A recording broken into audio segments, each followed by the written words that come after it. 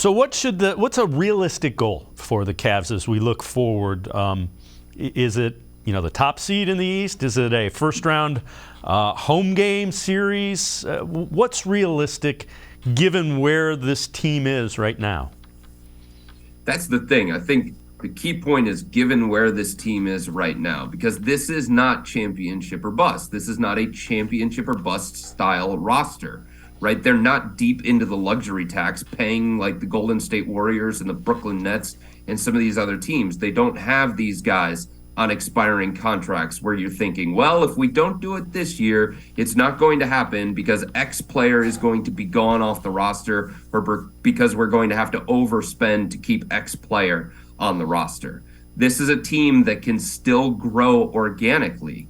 But at this point, based on what they've accomplished and the fact that they're number one in the NBA in net rating and they've got the number one defense in the NBA and they're borderline top 10 in offense, like if you just did blind resume and you took out all the other ancillary factors, including their age, including their experience, all those things that we've talked about, Dave, if you just did blind resume, you would look at that resume and you would say that team can compete for a championship.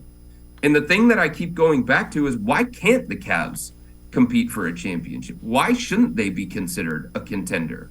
All of the metrics point to them being a contender, and there's no team hovering like the dominant Golden State Warriors of the LeBron years that is going to be that much better than them when they get into a 7-game series. Like, yes, I think Boston and Milwaukee would be favored in those series, and I think they've earned that.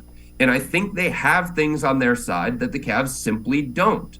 But, like, is Boston infallible? No, I don't think so. They just lost to Orlando twice, and they're trying to figure out where their offense went on the West Coast trip.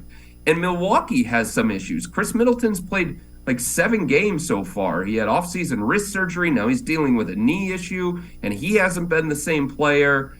And they lost PJ Tucker, so they've got some holes on that roster as well. So, yeah, I think both those teams are better than the Cavs.